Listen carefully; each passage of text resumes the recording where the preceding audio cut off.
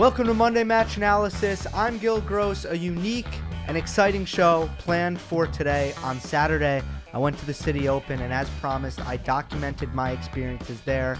So after I'm done showing you my first ever vlog, I'll jump into what was really the theme of the Citi Open, which was young talent.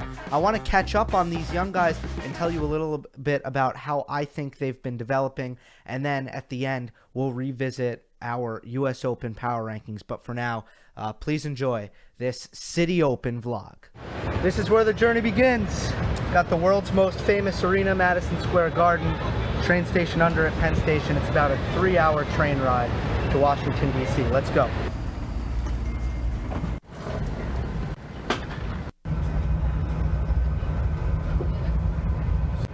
We've arrived in Washington. This train station is sick. I don't really like vlogs at all. I mean, so we were just on the train for what? 3 seconds. I'm gonna edit that down to like 3 seconds. Most vlogs would milk that for what? How long? Like 8 minutes. Should I introduce myself too? This is Billy. I was getting there. Okay. This is Billy. This will be my tennis watching partner in crime. The real reason, well, reason number one, I'm in Washington D.C. to see this guy. Reason number two, to watch some tennis. We're gonna get down to business. Okay, my goal here though, in all seriousness, is to just give you the full experience of going to a tennis tournament and going to the Citi Open, because each tournament is unique. I've never been to the Citi Open, so I don't know what to expect myself. I've only been to Miami and the US Open. We're about to get a taste. Citi Open, Washington D.C. This is the night before. We're going to both semifinals tomorrow. How much has it rained in the last like 2 months? So, well, I've been here for 2 weeks, and it has rained, not exaggeration, literally every day. I've been up, I'm calling it the Insomnia Open. It's not the Citi Open to me. I've been up until like 2 a.m. most nights watching the tennis because they haven't been able to get anything because of the rain. What is that behind us? It's the Potomac River. It's the Potomac. It's looking very brown. All right, see you guys later. Because you're amazing, just the way you are. Her eyes like the stars that I will not see. Her hair was perfect. All right, guys, it's about 9:15 a.m. and I am on a little coffee walk. The weather is beautiful. It's supposed to be about 85 today, clear skies, so no more rain at the Insomnia Open. Got my coffee, found a nice place to sit, so let's talk about the matches today. So it's Sascha Zverev and Stefanos Tsitsipas. Tsitsipas got past David Goffin in the last round. Goffin had just blown Francis Tiafoe off the court, so in my estimation, an in-form David Goffin, the 3 seed here in DC, is probably the best win of Tsitsipas's hard court career. It's probably the best hard court win he's ever had. And then on Zverev's end, he just got through Nishikori in a tight 3-setter. Nishikori won the first set. Zverev blew Nishikori off the court in the second set, but then he edged out the third set. Zverev has played Tsitsi 3 times. He's won all 3 times, but whenever these young guys play, it seems to be close. There's always a lot on the line. There's a lot of ego when these guys step on the court. They know that they are going to be playing each other over and over and over again over the course of the next decade. Right now, Sascha has that edge over everyone else. So when a dude like Tsitsipas or Coric plays Sascha Zverev, these are really important matches to these guys. I am so amped for this first match. It's coming up at 2 o'clock. Second match, we're not sure who will face Alex de Minaur in this match. De Minaur was set to play Murray in the quarterfinal, but Murray, having played 3 3-set matches and getting off the court at 3 a.m. After his win, his very impressive win against Marius Chopal, decided, my hip can't take this. I'm not going to step on the court and not be able to give 100% effort, which I completely understand. I mean, I agree with that. I wouldn't want to see Murray step on the court and give anything less than his best. So if he couldn't feel that he was going to give his best, withdraw. Forget about it. It's going to be Alex de Minaur in the semifinals. 19-year-old Australian who is on fire right now. I've never seen him play either. If Rublev wins, that's another next-gener, another young player. So you just knew that this that was going to be the story of this tournament. I'm hoping to see Rublev. I've seen Kudla before, a really good fast court player for sure, but I want to see Rublev. I think Sascha gets through Tsitsipas. I do. If Rublev faces Minaur, I would give the edge to Rublev. So let's see what happens.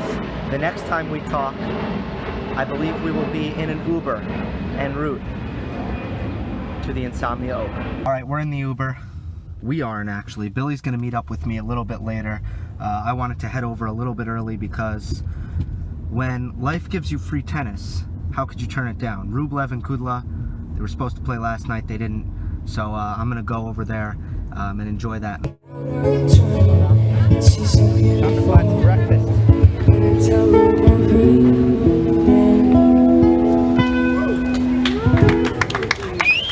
If you ever go to the US Open, definitely eat there. If you go to the Citi Open, eating first isn't a terrible idea.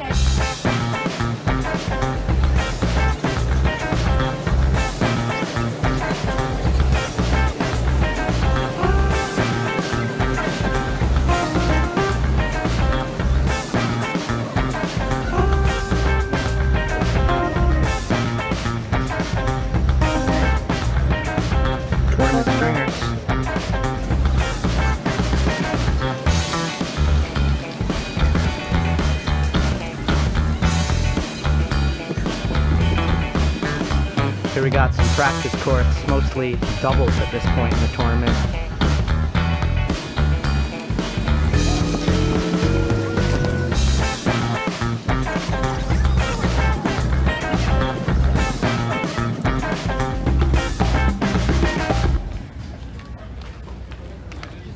Sascha Zverev just casually walked by. Your eyes did not deceive you.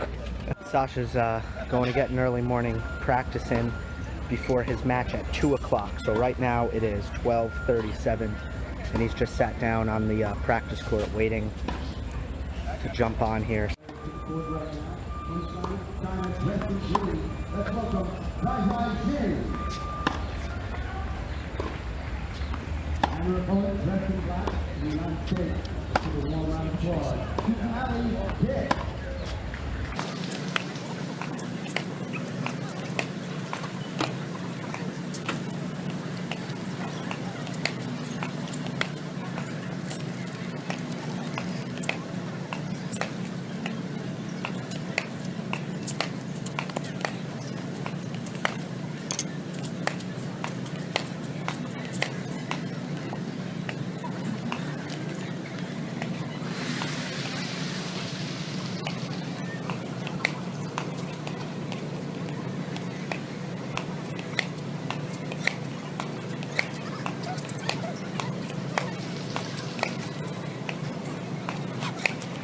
It was funny, like, the hitting partner was really nervous, it seemed.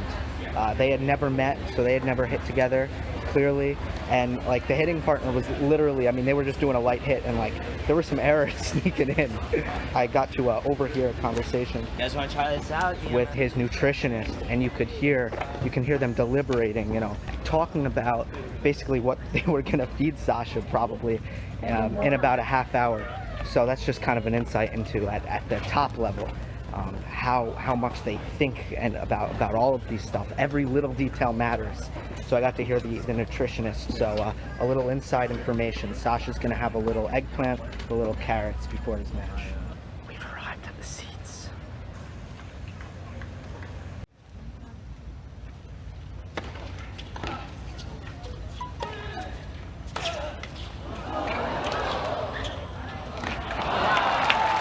Crowd is very pro Kudla, as one could expect, but not going well for them so far.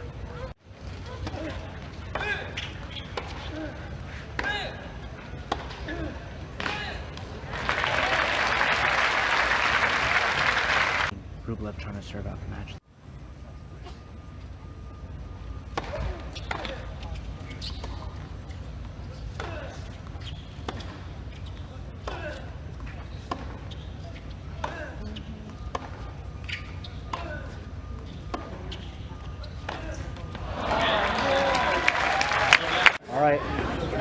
Andrey Rublev is through to the semifinals where he will see Alex de Minaur.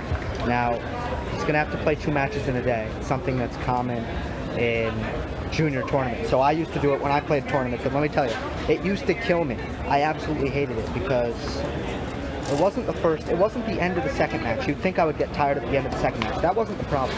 I would play the first match, and if it was long and physical, I had so much trouble getting my body going again for the beginning of the second match.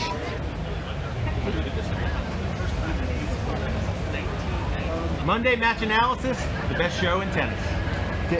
Hey, coming from that man, you know it's got to be true. Billy is now on his way. We've got about 15 minutes until Zverev and Tsitsipas.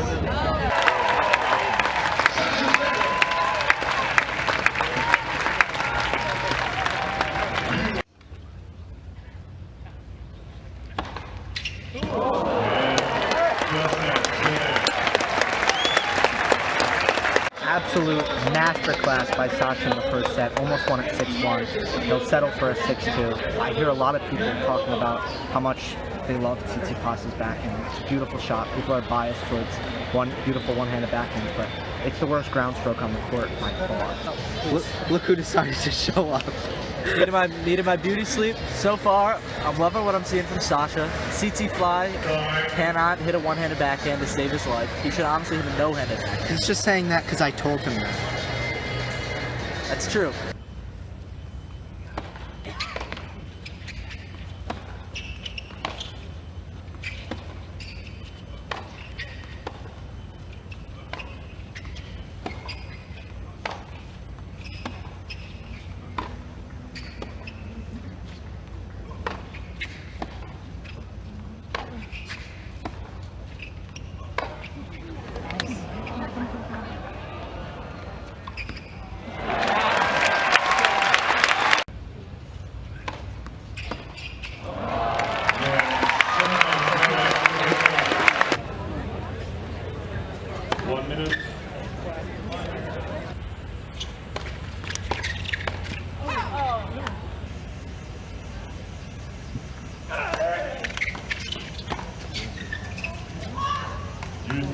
That's good tennis, Dennis!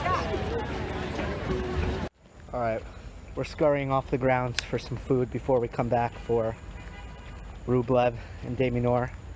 Sascha's so impressive. The match was never in question, never a doubt. But like I doubted. When did you doubt? When it was like 4-4, second set. I don't think that Tsitsipas had a break point the entire match. I still doubted. That was my first time seeing Stefanos. Like, he has a knack for putting his forehand exactly where he wants to put it. His serve is like probably going to get bigger and bigger and turn into like a pretty nice weapon. His movement's kind of average. Like as I said after the first set, like it was clear that the best ground stroke on the court was Sascha's backhand. The worst ground stroke on the court was Tsitsipas's backhand. And then, you know, everything else is somewhat comparable, but it wasn't very close. I think seriously, if I could be someone on tour, like be someone right now, Yeah. I'd be Sascha. How old is he? 21. One of the guys was kind of telling his friend about the players, and he was saying, this is going to be a super interesting match because Sascha's got a great two-hander and Tsitsipas got a great one-hander, but I think that there's some kind of weird affection and bias towards one-handed backhands. Like, that is his worst shot. He hits it like a junior. There's shape, and that's about it. There's just no heaviness to the shot.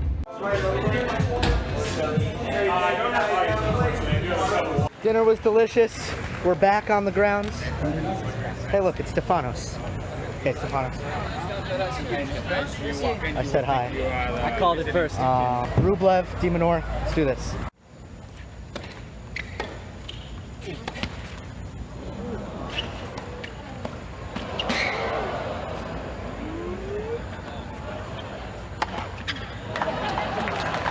It's 5-6 in the first, and I've become like a huge fan of this match. It's gonna be a dogfight. I like this match too. I can sense this is going to be an absolute war. Do you guys like watching tennis from the side angle or the baseline angle? Because we were just on the side, and you see the height of the ball, you see the pace, but you don't really see the angles, and you can't really tell where the ball is going until it actually bounces. So I give the slight edge behind the baseline. That's where we're moving. Billy, you agree, right? Wholeheartedly agree. Baseline all day. Oh, that is huge.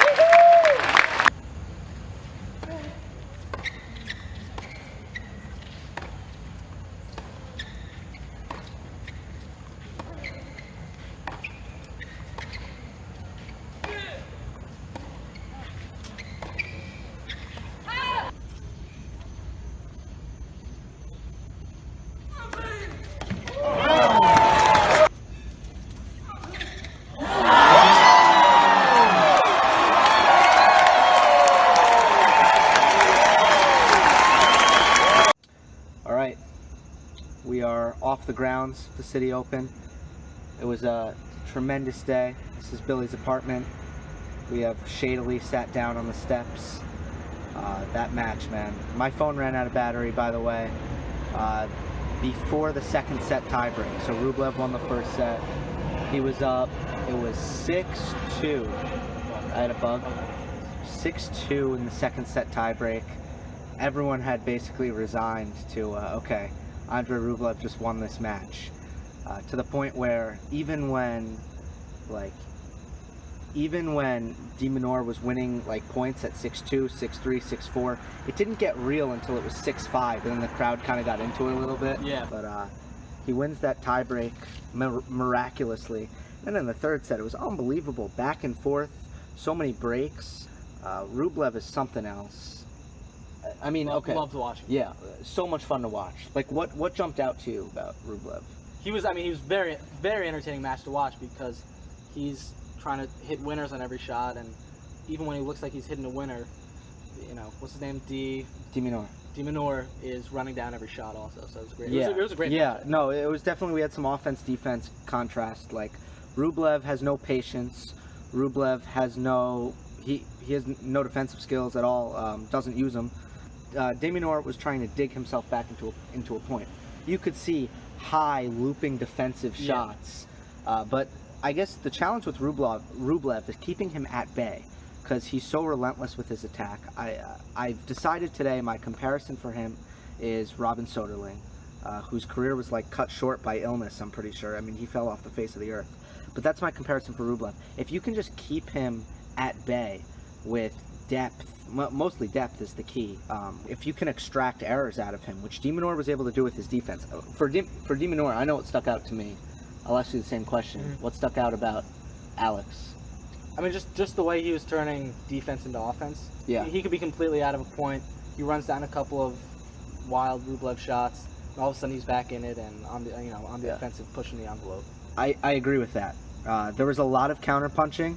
He really showed off his speed. My comparison for him, and forget Calvert because it's way too early, I think, at 19 years old. Same with Tsitsipas. It's way too early to say, like, I think in 10 years this guy will have, will he win a major? How many? I really think it's impossible to predict because it's about growth. And it's really hard. You can try to project growth, but it's really difficult. But I'd say right now, in terms of prototype, the way he won that match reminds me of the way Andy Murray wins matches. He's not hitting me off the court, right? Like Rublev can get into a zone and like he's slapping forehands left and right for winners. Can do, really. Yeah. But I guess two things tactically. The anticipation is the first thing. It seemed like Minaur had like a great read on I never saw Minaur leaning the wrong way. Yeah, you mentioned that. Right. So, and then in the first set maybe a little bit, but as the match went on, it was like Minaur was always going. It always seemed like he had a read on Rublev's offensive forehands. And the second thing is every Rublev second serve was going right to Minaur's backhand. which Minaur was clearly crushing his backhand return. Yeah. On the rise. I like his backhand. He keeps it really short. He hits it like Kyrgios and Tiafoe. It's a very precise shot. He hits angles. He places it well. He hits it clean, but he doesn't really accelerate much on it. It was right up there in terms of matches that don't feature two elite players. Yeah. It was as good as I've ever seen. So that'll do it. And it was a great day of tennis. Yes, it was. All right. That was bad. That was terrible. It was a weird angle here. There you go. Okay, we're back. I hope you guys enjoyed that. If you did, I'm happy to do it again the next time I venture to a tournament somewhere in the world. If not, I'm happy to enjoy my tennis tournaments without taking a video of everything like an obsessive 15-year-old Snapchat addict. Either way, seriously, I'm happy. So that was certainly interesting, something different, and I hope it worked out. So the theme of the Citi Open, as I said at the top, was, and I think you could tell before the tournament even started that there were going to be a lot of young guys going deep into this tournament, and that's exactly what happened. The semifinals were the youngest semifinals in a 500s event since either the 80s or the 90s, and then the final was the youngest, I think the youngest tour level final since Djokovic and Murray in 2007.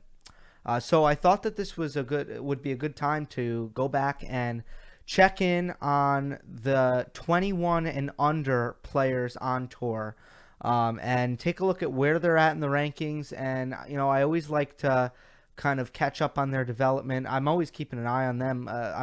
I'm always watching them closer than everyone else because they are the future. So let's take a look at how this would shape up right now and talk about what it means.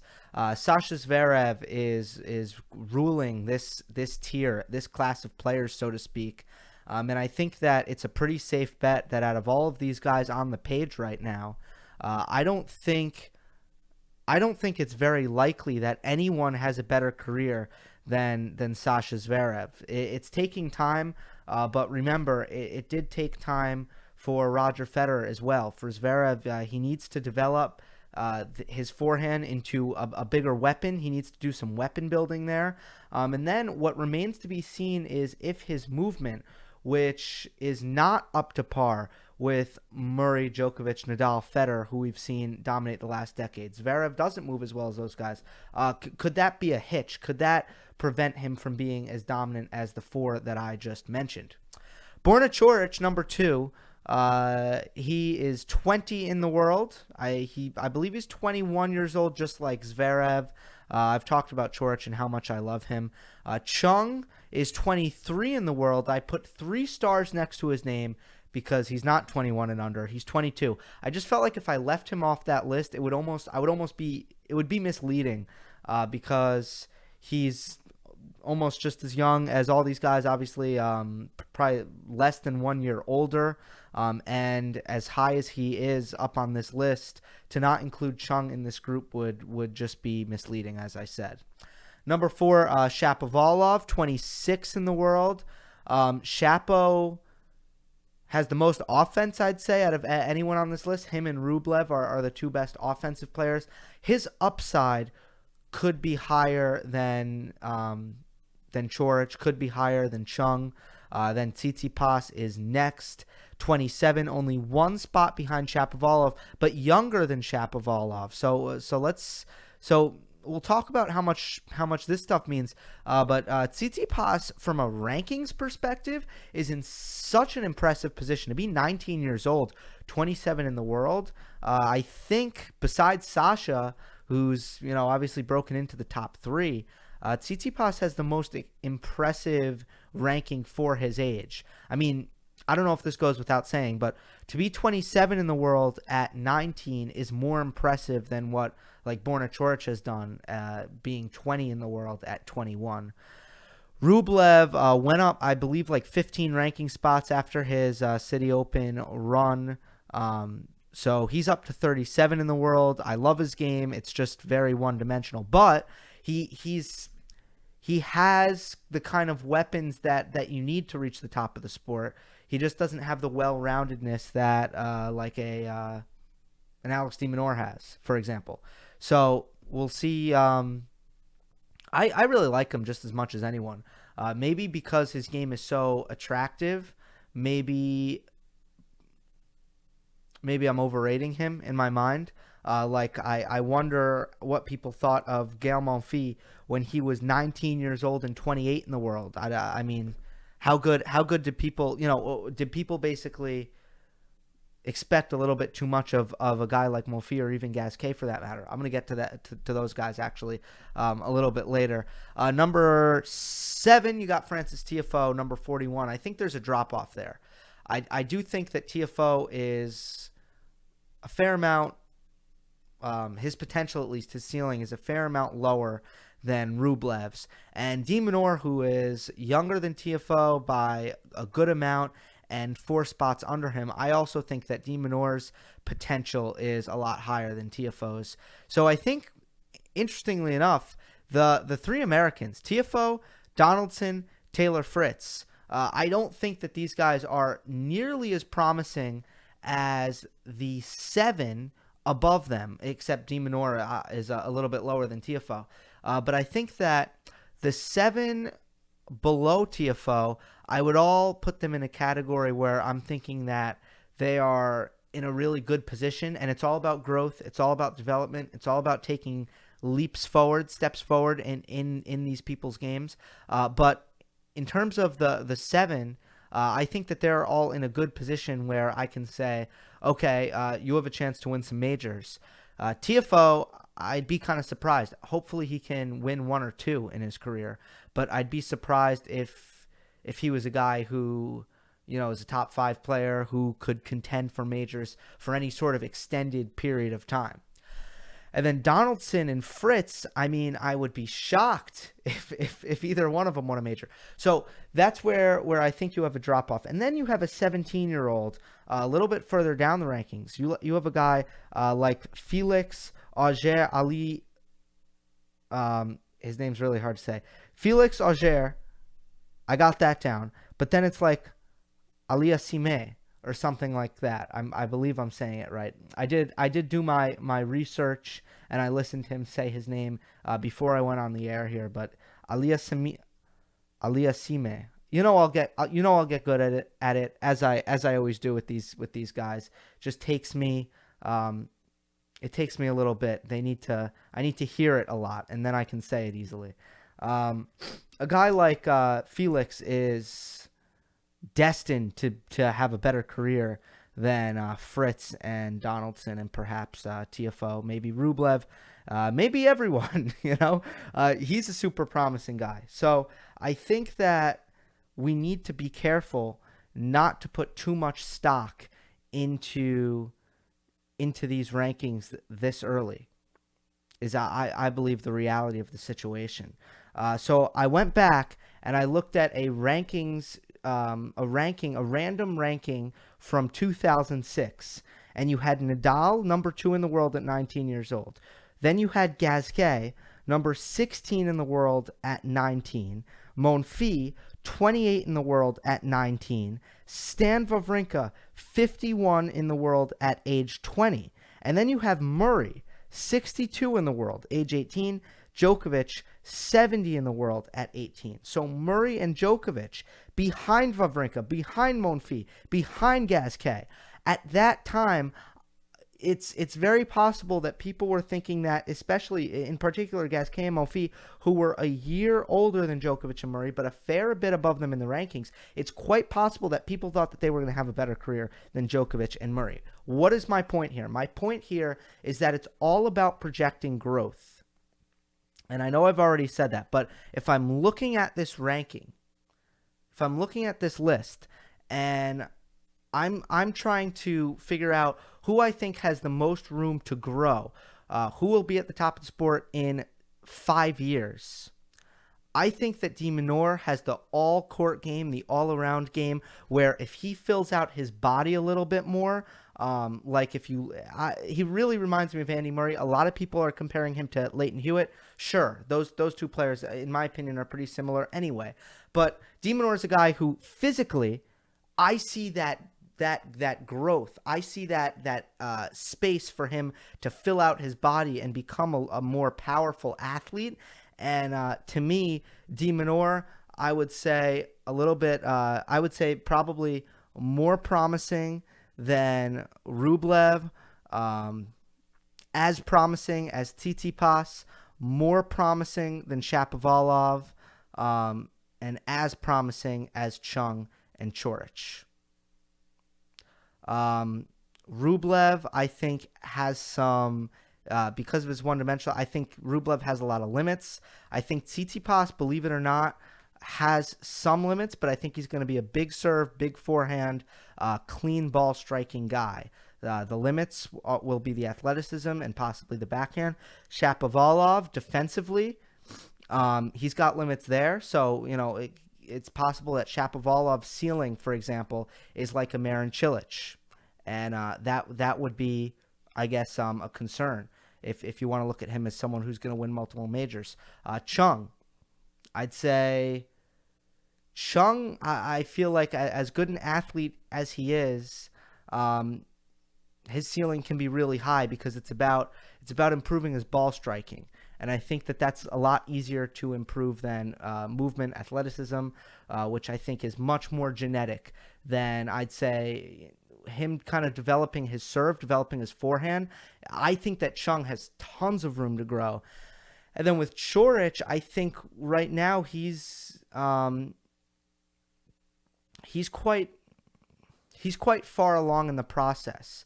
Coric, I actually have trouble finding a lot of areas where I think that he has room to grow because he's already kind of filled into his body. He's already a great athlete, and I don't think that there are any kind of glaring weaknesses in his game. So Coric is a guy who I love him, and I've said that I love him, but maybe he doesn't have as much room to grow as these other guys. Just something to think about. Let's revisit our U.S. Open power ranking. So in blue are the players who were in action last week. Juan Martín del Potro played Cabos. Murray, Zverev, Isner, Nishikori all played D.C. And then the guys on the outside looking in of the top 10, Dominic Thiem, David Goffin, Stan Wawrinka, they all played D.C. as well. Actually, Thiem played in Austria, not D.C. And then our next page here will reveal how the rankings are changing. There cannot be much movement. There just wasn't enough action. I guess Del Potro is going to move down one. He made the final of Cabos and lost to Fabio Fognini. It's not really that he lost to Fabio Fognini in the final. It's the way he played. It's the way his backhand looked. It just wasn't too impressive. By no means am I hitting the panic button, but to me it was so close between Nadal and Del Potro. I wasn't really sure who I wanted to favor, and I favored Del Potro by a little bit. So because he didn't look so impressive to me, I'm gonna just put Nadal above Del Potro. So Del Potro moves down one. Alexander Zverev moves up one, up to number 6 in the ranking with his win at the Citi Open. I can't have him leapfrog Cilic. I can't have him leapfrog Federer or anyone else because none of those guys were really in action. And if they played the Citi Open, they might have won. So you can't overreact to Zverev winning the Citi Open. He beat a lot of really good players, but he didn't beat anyone above him. And then Andy Murray had a rough week, could not finish the tournament. So a lot of concern there, and he is now outside of the top 10. Dominic Thiem, by the way, lost in the first round. So I didn't really pay much attention to, in Austria, by the way, to Martin Klizan. I didn't pay much attention to the order of the next 4 out, but certainly very discouraging for Thiem. With Murray going out, notice it was Kyrgios that snuck his way into the top 10. I should have highlighted him in green. It wasn't Thiem, though, because of that rough first-round loss, where it really should have been Thiem because Kyrgios had to withdraw from the Citi Open. No, excuse me. Yeah, he did before the tournament, and then before then, he didn't have. Who did he lose to in Atlanta? Someone he should have beat. So Kyrgios did absolutely nothing, and finds himself working into the top 10. It really should have been Team, but he got upset, so I couldn't put Team in there. The betting market hasn't moved at all, believe it or not. I'm not that surprised, like I said, because these results weren't so drastic. But just to kind of revisit that, the betting market hasn't moved at all. That'll do it for us here. Monday Match Analysis, the vlog. Did you like it? Citi Open, any thoughts? Hope you enjoyed. Don't forget to subscribe. I'll see you next time.